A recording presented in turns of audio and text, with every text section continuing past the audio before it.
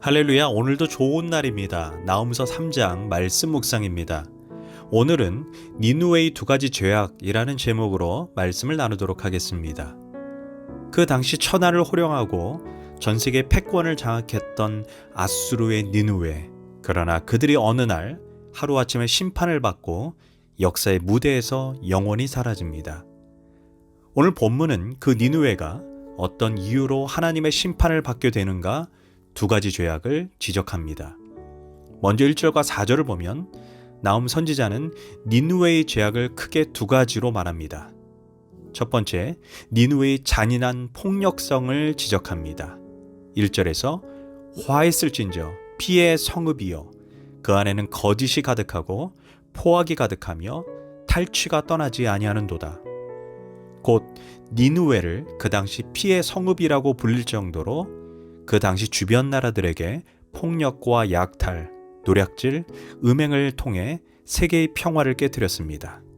약소 국가들을 무참히 짓밟고 그들을 사륙했습니다. 나홈은 계속해서 아수르의 잔인성을 2절과 3절을 통해서도 구체적으로 묘사합니다. 찢어지는 듯한 말채찍 소리, 요란하게 우는 병거 소리, 뛰는 말, 충돌하는 기병, 번쩍이는 칼, 번개 같은 창, 이러한 무서운 모습이 아수르의 군대입니다. 아수르의 군대의 이처럼 무서운 습격 앞에 다치는 사람들은 셀 수도 없이 많았고 시체는 산더미처럼 쌓여서 걸려 넘어질 정도였다라고 오늘 성경은 말합니다. 또한 아수르의 잔혹함은 이집트의 노아몬을 공격하면서 저지른 만행에서도 알 수가 있습니다. 그들은 어린아이들을 길 모퉁이에 내던져 그 몸을 찢어 죽였고 여성들을 매춘으로 팔아넘겼고 귀족들을 제비 뽑아 나눠가지고 관리들을 쇠사슬로 묶어서 끌고 갔다고 합니다. 그 당시에 아수르에게 계속되는 학대를 받지 않은 나라를 찾아볼 수가 없었습니다. 그러나 폭력은 또 다른 폭력을, 보복은 또 다른 보복을, 복수는 또 다른 복수를 가져오게 됩니다. 결국 아수르는 자신들의 행한 그 만행 그 자체를 바벨론에 의해 똑같이 당하게 됩니다. 그래서 우리는 이웃에게 악을 행하지 말아야 합니다. 나홈이 지적하는 니느웨의 두 번째 죄악으로 아수르는 강대국의 무력을 이용하여 약소 국가에게 자신들의 종교를 강요했습니다. 그들은 피지배 국가의 백성들에게 자기 나라의 잡다한 우상들을 억지로 숭배하게 했습니다. 이에 대해 나홈은 4절에서 아수르의 이런 만행을 미모의 음녀가 주변의 많은 나라를 음행의 죄에 빠뜨렸다라고 비유합니다. 이들은 마술을 써서 사람을 홀리듯 여러 나라들을 음행의 죄에 빠뜨렸습니다. 아수르는 북이스라엘과 남유다에게도 야훼 하나님 대신에 아수르의 신들을 섬기게 했습니다. 그러나 하나님은 결코 우상 숭배자들을 가만히 놔두시지 않습니다. 우리가 계속해서 말했지만 우상은 단지 팔다리가 여러 개인 어떤 형상에게 머리를 숙이거나 조상 앞에 절을 하는 것만 의미하지 않습니다. 우상의 문제는 그렇게 단순하지 않습니다.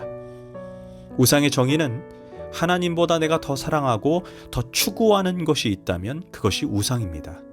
우리가 돈을 하나님보다 더 사랑하면 돈이 우상입니다. 쾌락을 하나님보다 더 사랑하면 쾌락이 우상입니다. 명예를 하나님보다 더 사랑하면 명예가 우상입니다.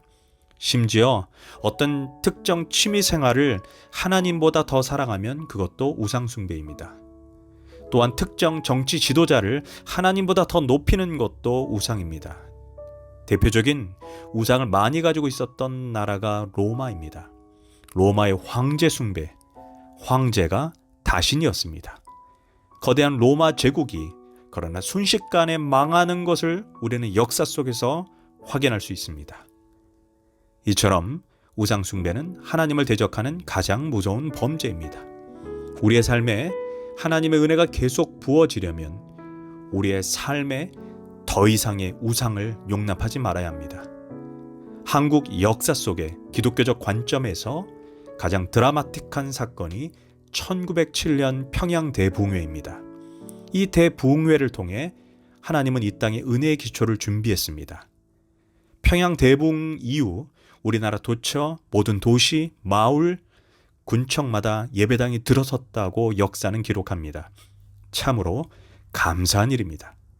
그러나 문제는 그 부흥이 오래가지 못했습니다. 일제에 의해 바로 시작된 것이 신사참배입니다. 몇 명의 자랑스러운 선배인 주기철 목사님과 같은 분들은 끝까지 신사참배에 반대하다가 극심한 탄압과 순교를 당했습니다. 그러나 한국의 주류 교단은 정식으로 신사참배를 결의했습니다. 별 수 없이 이 땅에 어둠이 지속할 수밖에 없는 이유를 우리는 짐작할 수 있습니다. 다행히 하나님은 우리에게 해방을 주시고 일제는 물러갔습니다. 그러나 이 땅의 절반, 북역 땅은 다시 김일성, 김정일 부자의 우상화의 재단의 땅이 되어버렸습니다. 그리고 우리는 여전히 북한의 핵 위협 속에 살고 있습니다. 이 모든 것이 사실 우상 숭배의 결과가 아니겠습니까? 다시 본문으로 돌아오면 아수르의 느느웨가 심판을 받을 수밖에 없던 이유는 이웃에게 악을 행하는 이웃 사랑을 버리고 또 우상 숭배, 즉 하나님 사랑을 버렸기 때문입니다. 즉 십계명을 어겼기 때문입니다. 십계명은 두 부분으로 나누어져 있습니다. 1계명에서 4계명은 하나님 사랑을 얘기하고 있고 5계명에서 10계명은 이웃 사랑을 이야기하고 있습니다. 우리가 주를 사랑하면 우상 숭배를 하지 않습니다. 이웃을 참으로 사랑하면 이웃을 파괴하지 않습니다. 그런데 아수르는 두 가지 계명을 모두 업신여겼던 것입니다. 우리가 하나님을 참으로 사랑하면 어떤 것도 내 삶에 하나님 이외에 절대 가치가 될 수가 없습니다. 또한 우리가 참으로 이웃을 사랑하면 어떻게 이웃의 물건을 도적질할 수 있겠습니까? 우리가 이웃을 참으로 사랑하면 내 이웃의 정조를 어떻게 훔칠 수 있겠습니까? 우리가 이웃을 참으로 사랑하면 어떻게 이웃에게 거짓말과 거짓 증거를 할 수 있겠습니까?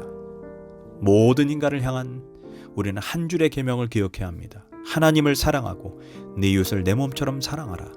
그러나 이 계명을 떠나 하나님과 사람 앞에 죄를 범할 때 이것은 피할 수 없는 하나님의 심판을 초래한다는 것. 이것이 낭음의 메시지입니다. 그 결과 그 강대한 아수르 제국이 하루아침에 망한 것입니다. 당신이 로마에 가보면 아마도 폼페이의 최후의 장면을 목격하게 될 것입니다. 그 비참한 인류 문화사에 종말의 흔적이 남아있는 폼페이. 거기에 가면 지금도 우상 숭배하다가 또는 이웃과 간음하다가 죽어 나둥그러진 남녀의 시체의 흔적을 그대로 볼 수가 있습니다. 이처럼 아수르도 참담하게 망했습니다. 우리는 이 두 가지 죄악을 절대 타협해서는 안 됩니다. 기도하겠습니다. 하나님, 우리가 하나님을 참으로 사랑하여 하나님보다 더 사랑하고 더 추구하는 것이 있다면 진실로 가슴을 찢고 회개하게 하시고 내 이웃을 진실로 사랑할 수 있는 마음, 정말 사랑할 수 없는 이웃조차도 사랑할 수 있는 마음을 주님 내 마음에 부어 주시옵소서. 예수님의 이름으로 기도합니다. 아멘.